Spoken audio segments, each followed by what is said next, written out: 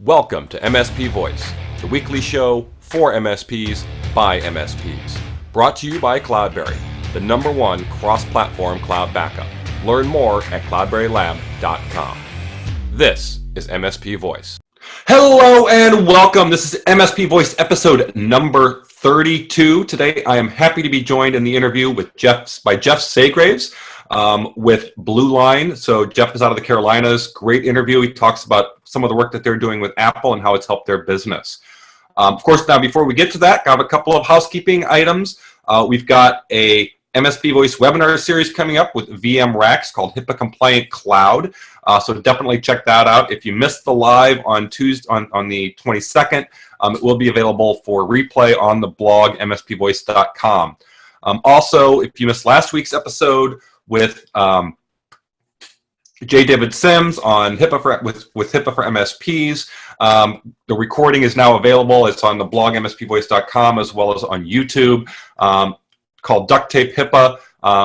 David goes through a lot of great kind of myths and things like that about HIPAA and how you can make sure that you're compliant. So really great information out there if you're already doing HIPAA, or if you're looking to start doing some HIPAA customers or clients, definitely check that out. As always, mspvoice.com is your source for all things MSP Voice, including the podcast as well as the webinars. So with that, let's go ahead and jump into our best of Reddit for this week. I've got 5 articles or 5 posts here to go through.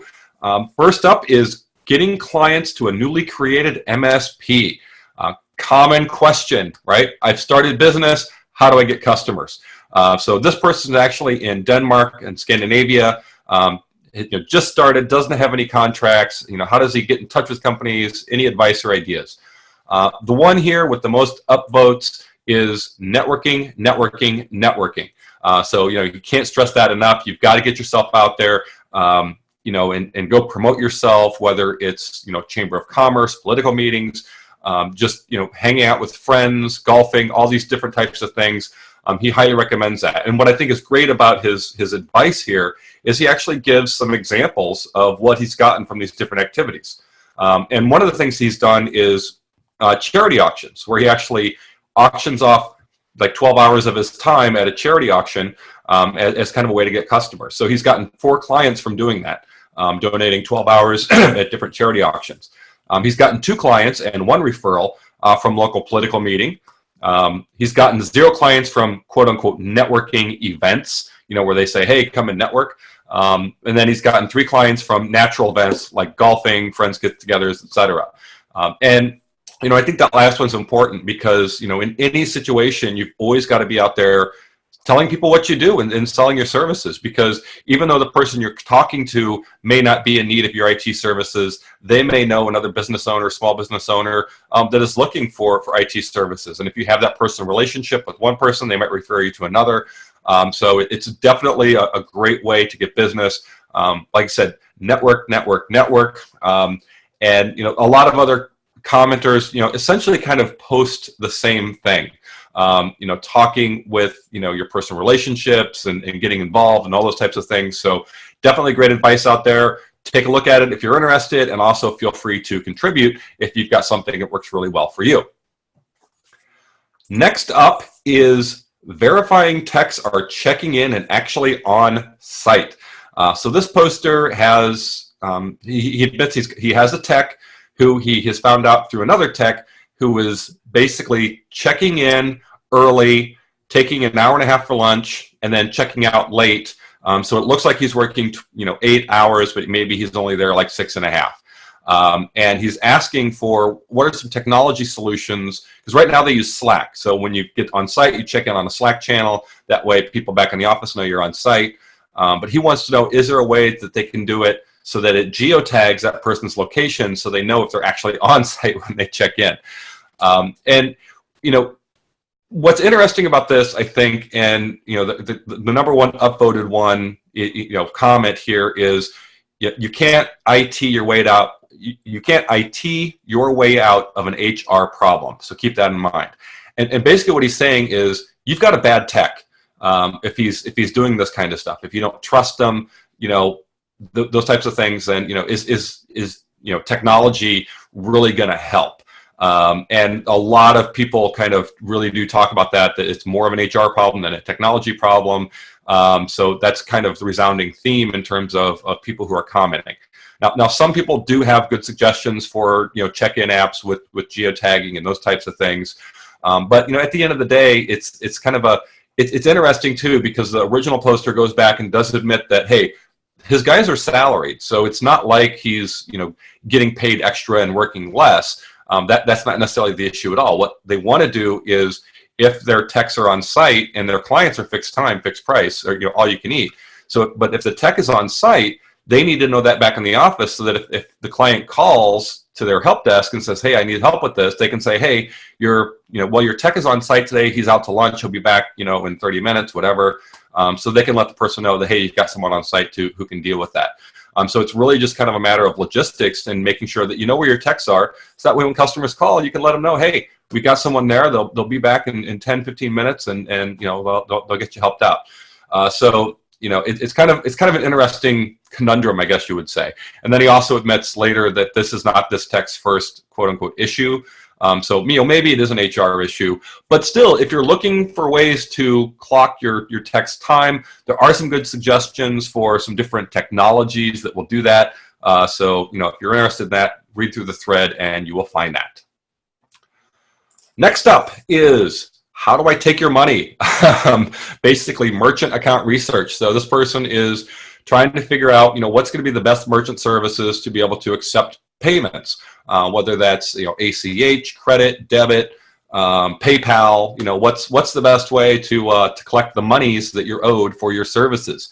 And again, the top one here is he says he does ACH, or electronic check, for 95% of his clients. Nope, there's no processing charges.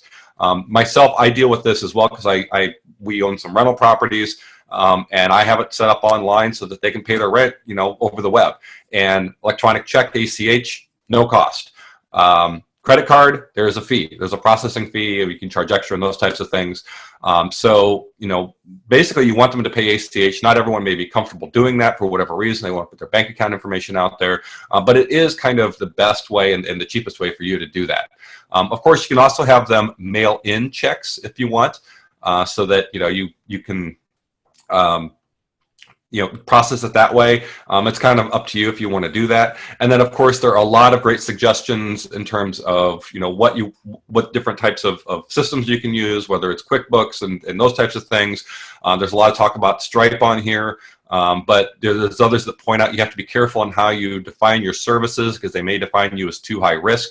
And cut you off. So a lot of interesting stuff here in terms of how do you actually get money from your customers, from your clients.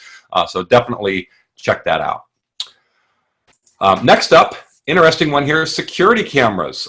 So do you install security cameras for your clients? What kind of security cameras do you install?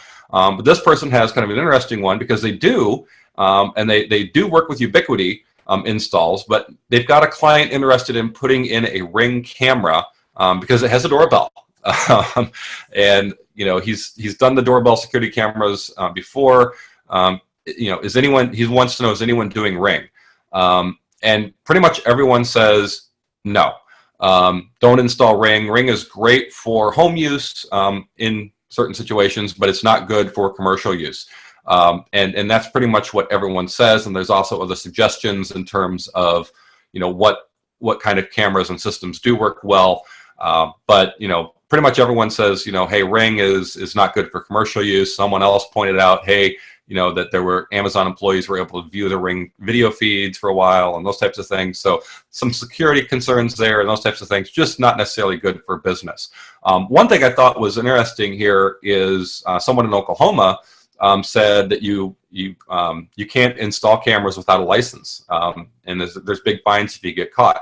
So that's another thing you want to check into is, does your state, local government require you to have a certification or some type of license in order to install security cameras? Because that may be another caveat that you want to look into. And they did put some links in terms to the Oklahoma specific laws if you're interested in that, if you're in Oklahoma. But definitely a good idea to check it out in your state and local government to see if there is a requirement for that. But at the end of the day, Ring, not necessarily good for commercial.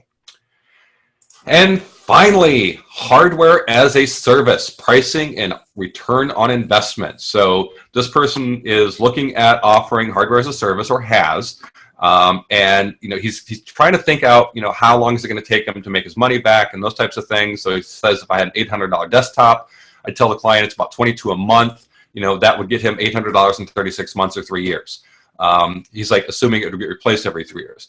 He's also seen mention of others getting their investment back in 5 to 6 months. So he's like, then we'd have to charge $133 to get $800 back in 6 months. So, he's trying to figure out, what is this?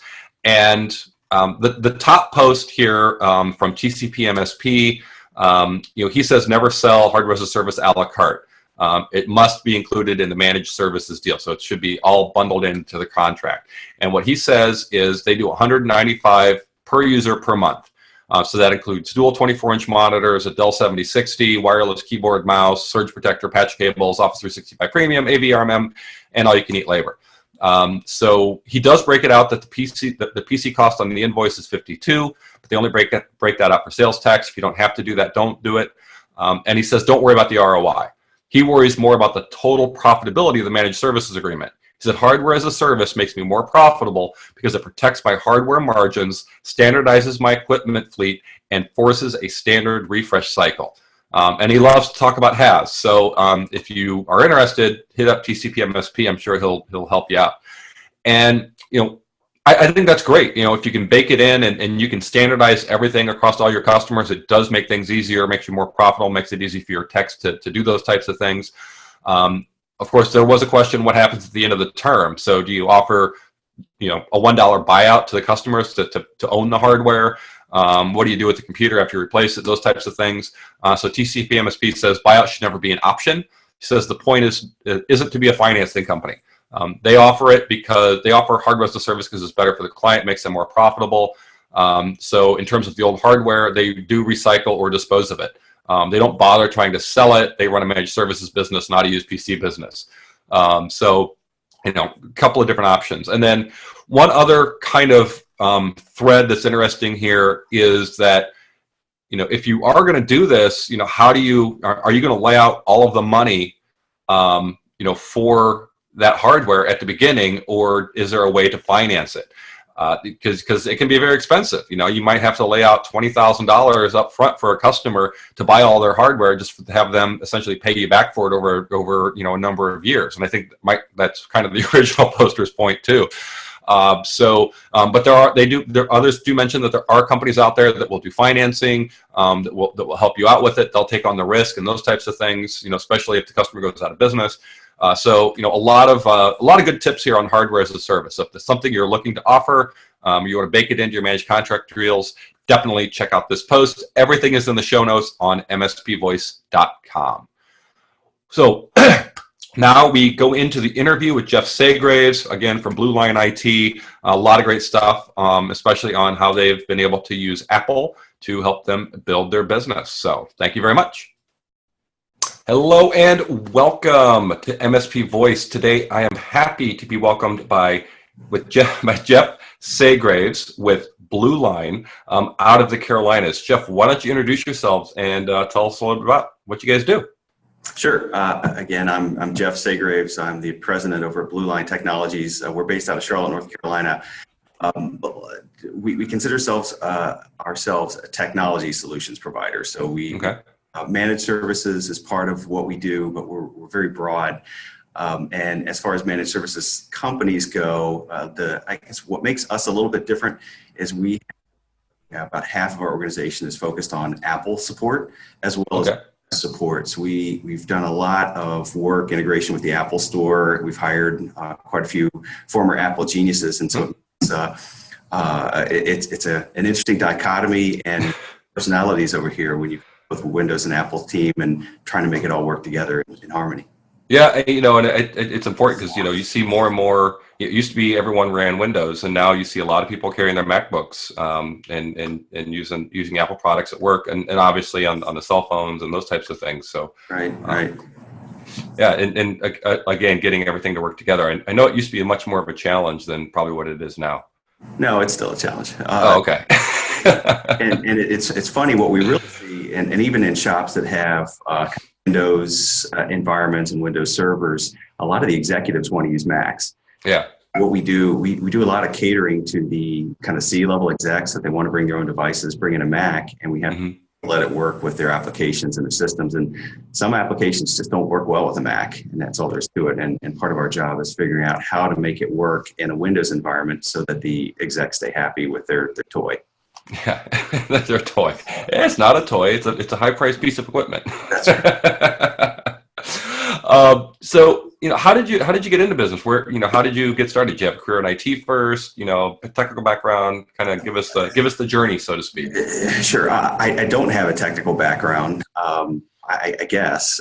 So I got out of college. I went into management consulting, worked for Accenture, IBM Global Services, and then Computer Science Corporation. And within that, we were doing the larger kind of global consulting practice, like you would think in the management services, not services, but really, helping companies with their process and business processes. As the saying goes, sometimes life happens to you.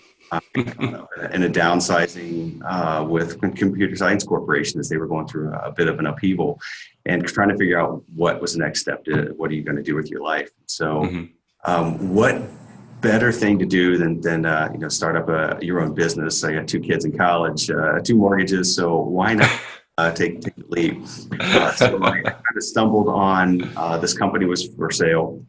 It was a Blueline Computer was the name at the time. Okay.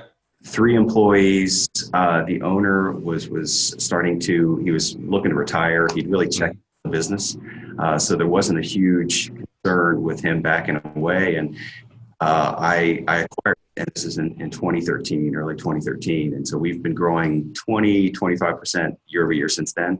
Right.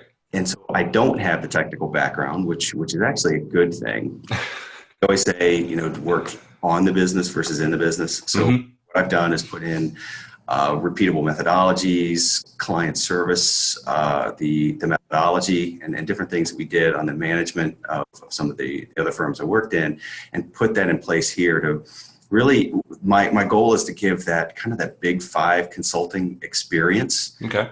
Like we used to be able to offer, but do it for a CPA firm that has 10, 15 employees. They couldn't necessarily get that with what they're getting before. And a lot of times we say our competition is, as I know a guy out of his garage. And so we come in, and I really think we behave differently and we act differently with our clients as our goal anyway, to be more of a technology solutions provider. And we look at ourselves as professional services company versus a kind of a break fix organization.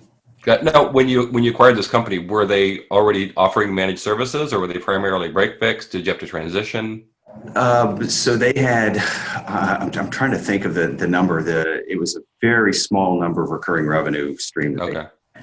So it was mainly all break fix, hourly work that they had in place. And overall, it was, there's a lot of room for improvement and to standardize. Everybody was unique. Every client was unique.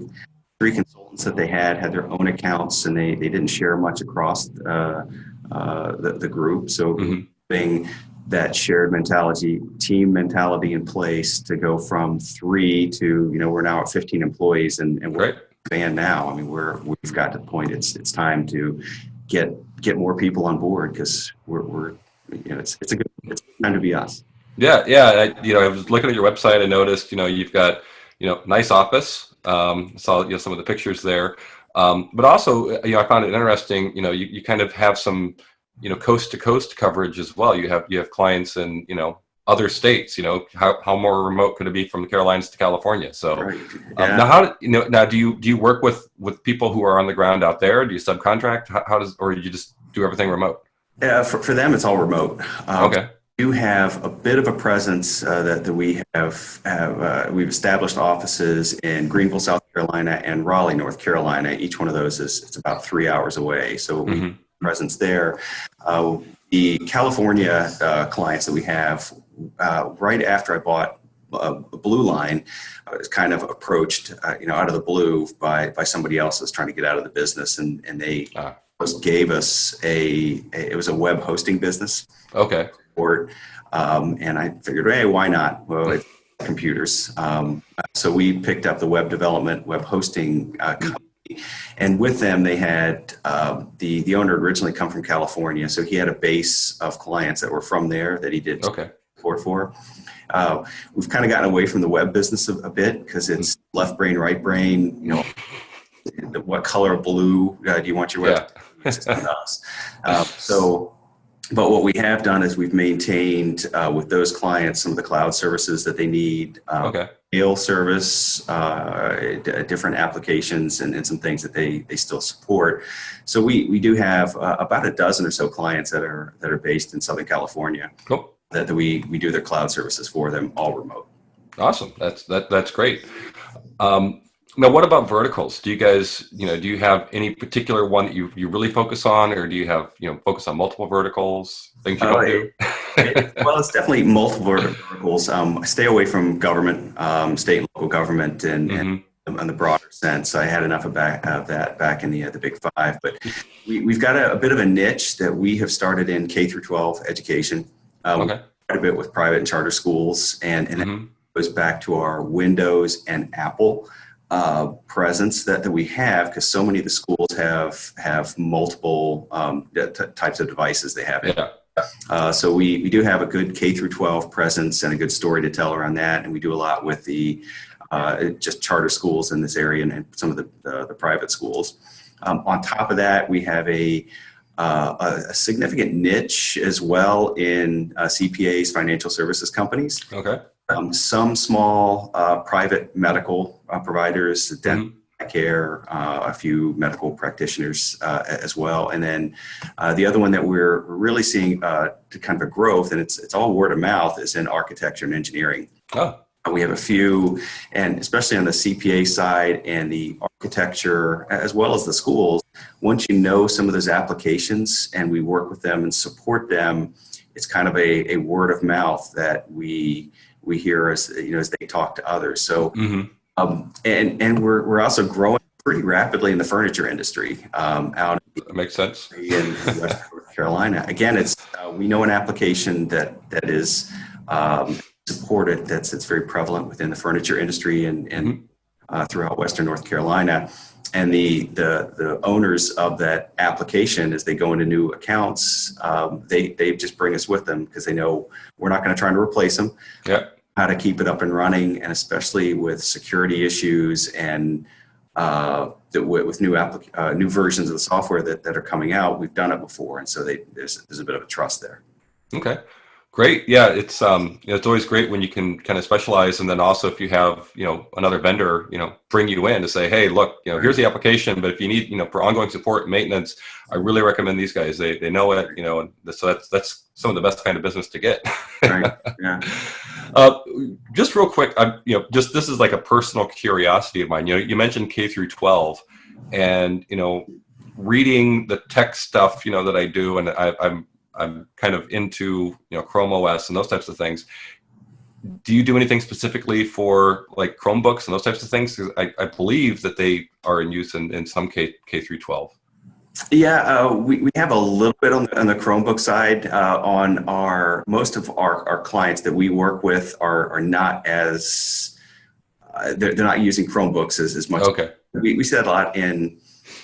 Yes, there are some Chromebook there that we have. I will say that the majority of our clients, they're using other areas versus Chromebooks, and the Mac one-to-one is but a lot of that has to do with the type of charter schools and private schools that we're working with that are more they have some of the funds for that kind of investment for their students.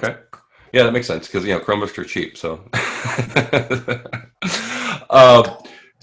in terms of software, do you have a standard stack that you run? Do you have to run your business, but then also do you kind of require your customers to have certain software or hardware that you make them standardize on as well? Oh, we don't require it, and Okay. that's one of the things getting this business I've heard in talking to other managed services providers. Here's the stack, take it or leave it.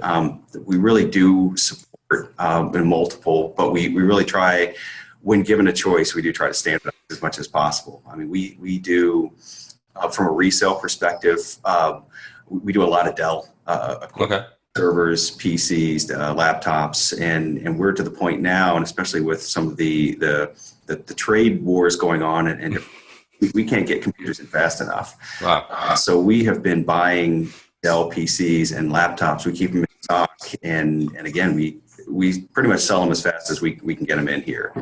So we try to keep a couple on hand. So the Dell equipment as much as possible, and then Macs. We also sell quite a bit of Apple products on top of the Dell from a hardware perspective. Firewalls, again, there's a lot of variations. Larger clients. The smaller customers, we have a little more ability to I don't want to say dictate, but at least recommend here's what to go with, and the products that they use. And kind of the same with our backup solution is fairly well standardized as well. But on the mail side, if you look at the applications, we do Google 365, and then there's still some clients using Exchange. No, it's a broad range. Got it. Okay. Now you mentioned already, that you're getting referral business from, other software vendors who you support. But do you advertise in any way? Do you have much of a presence in the Carolinas, or, for billboards or, whatever? Actually, this conference right here is my marketing budget for the year. We don't do any, we really don't do any sales or marketing. The extent of our sales and marketing that we do, mm-hmm. I found it pretty helpful, and I would highly recommend this for other managed service providers out there also.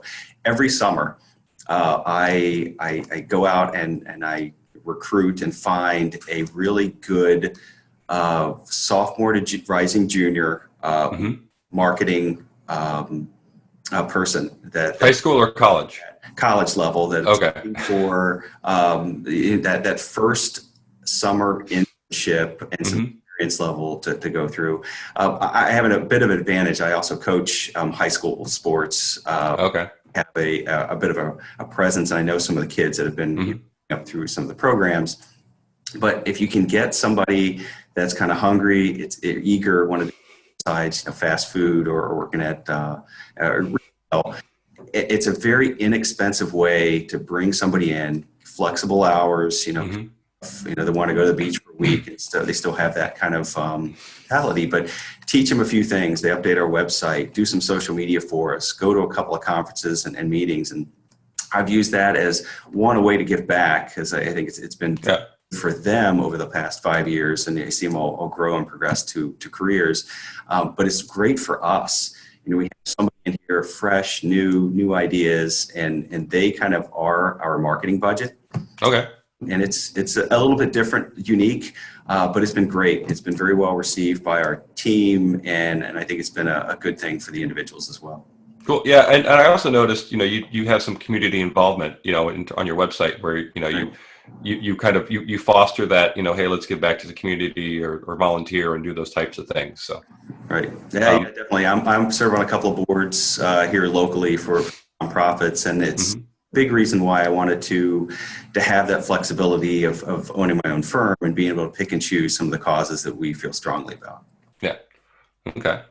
So, understanding, you're kind of starting into services is, probably a bit different than a lot of folks, right? A lot of folks just kind of quit their job and go out there and try to do it all on their own from the ground up. You were fortunate enough to find a company that was willing, who was willing to retire, and you were able to take over that business. But, what advice do you have for someone who's just kind of getting started in this to say, hey, I want to get into this business of managed service provider, IT service provider? Any thoughts? Well, it certainly. Looking back on it, there's quite a few things that I wish I'd known then what I know now. But then if I did, I would be where we are today. And the first thing is, if you're just getting into this, realize the risk you're taking on by importing somebody's technology, their equipment, and making sure you have the right contracts and insurance in place, especially with cybersecurity issues. Yeah. You're dealing with client very sensitive data, and don't underestimate how powerful that is and how much of a responsibility you have to the client, and also to your employees, to make sure that you're protected, the client's protected, and doing right by them. I guess the other thing is, don't underestimate the importance of cash flow. Company getting started, it is cash is king, and I really didn't appreciate it. I was fortunate because of some of the relationships I had before I came over to Blueline, that I form a board of advisors. And the first couple of quarters into it, one of the first things they said is, "Have you opened a line of credit?" I was like, "No, why would I do that? We're doing fine." I said, "Open one today and get it when you don't need it." And probably within 6 months, it was maxed out. And other ways where we're going to find money for the next people. And growth is expensive. Getting started is expensive. Hiring people is expensive. And don't underestimate how much cash it's going to take to run the business until you've really established your organization, to make sure that the revenue coming in, which in our case and in MSPs, the revenue tends to lag the costs by 30, 90 days sometimes. So don't underestimate how much cash it's going to take. Even if you're profitable, you run out of cash. Gotcha. And then, I mean, obviously that's true for any business, but, like I said, a lot of MSPs come at it, more from the technical side, and, don't necessarily have all the business skills that you had coming into it, obviously, because with your experience you had before Blueline. So great advice. So, what do you think is kind of the best thing about what you do, in terms of, managed services, IT services for all these different companies and those types of things? Interesting question. When I was back with the Big Five consulting, IBM, and we would do a project for one of the large ExxonMobil or something. You're working there for a year and a half on the client. You never actually see who you're impacting for what you're doing. And I think the difference here that really stands out for me, what we're doing, and when we solve issues, we see immediately the impact we're having on individual businesses and owners and the people that's impacting right away. Yeah. And for me, it's so much more rewarding to be able to see that you are making a difference, and you're not just one more big cog in a big. If it weren't for something we do, some of these companies would be out of business. They get hit with ransomware. They call us, and you're able to get in, find a way to help them out, restore them, and then you've got a customer for life once you do that. But they could be in real trouble if it weren't for what we do. It's MSPs. We really, I feel very strongly we're adding value to and providing a service to companies out there everywhere. Great. So, what about the worst part? What's kind of some of the things you maybe didn't anticipate, or maybe kind of look down the road as like, I don't enjoy this part of managed services? It's a tough question. I mean, I have fun every day, and that's one of the main things. And having the flexibility, the people that we work with. I guess if I had to say, the worst part is when we've been fortunate in the people that we've brought in, for the most part, have been very good. Worst part for me is, again, understanding as an MSP and the owner of an organization like this, you're also responsible not for your clients, but also for the livelihood and your employees and their families. And so you have the right decisions for hiring, and also for when it's time to let people go. And so a lot of times in this environment, when you have, a fairly small staff, you get to know people, their families, and say some of maybe the worst part, and maybe if I look back, some of the biggest challenges that I've had is knowing when it's time to part ways with an employee that it's not working out. You get attached to them we sit in the office here and everything else. And it's hard when you know them, their wife, their kids, and it's time for them to move on. That's definitely the hardest part of this job. Okay. Switching gears a little bit in terms of, the MSP community, because there are thousands of managed service providers out there. Do you guys are you involved, either yourself personally, or do you have any of your folks involved kind of in the MSP community, whether it's Reddit or trade shows and those types of things? No, not really. That's not something we have done at this point. That's certainly something we've considered, but we haven't involved in anything yet. Okay. Now, just technology in general. What are some of the technologies that you're most excited about today or coming up on the horizon? Technologies on the horizon.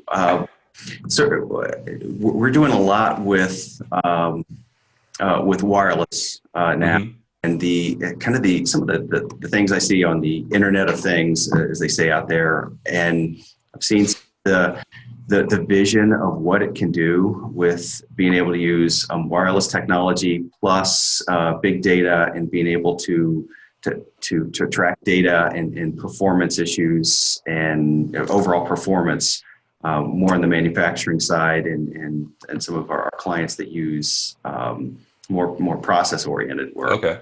I really see that as it's kind of a breakthrough technology that's out there. Some of the other things that we see for schools, there's a lot of different technology platforms that help with education and teams and different strategies we also see for them. So it's a broad range. I think the cloud is one of the things they talk about, but I don't see that as the future or anything. It's the present. Okay. What about what technologies are you most worried about? What anything that keeps you up at night? Well, certainly as I mentioned before, the external threats out there, not just for our clients, but also the external threats that we face. We can see, monitoring our firewall, the attacks happening just constantly. And as an MSP, as we get larger and a little more of a presence out there, we become a bigger target because we have not just our data and our passwords and all of our access. We also have that exact same thing for all 200 clients. Yeah.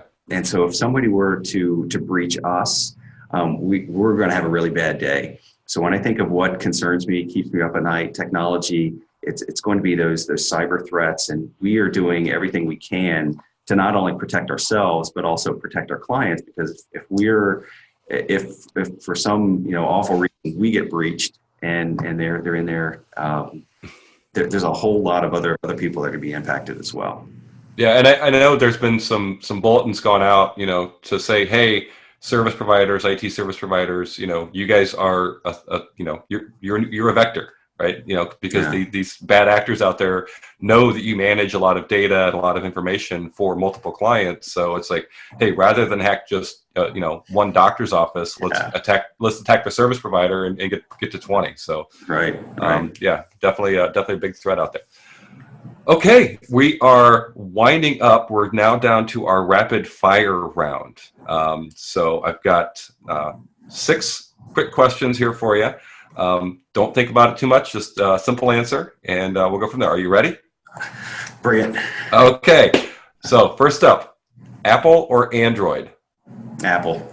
Okay. Mac, Linux, or Windows? If I say anything but Mac and Windows, I would be in trouble with my team because I'm sure they'll watch this video. So I'll say Mac and Windows. Okay. Cloud services, Amazon, Azure, or something else? Azure. Okay. When it comes to backups, local backups, cloud, or both? Definitely both. Okay, great. Virtualization, should you always virtualize? No. Okay.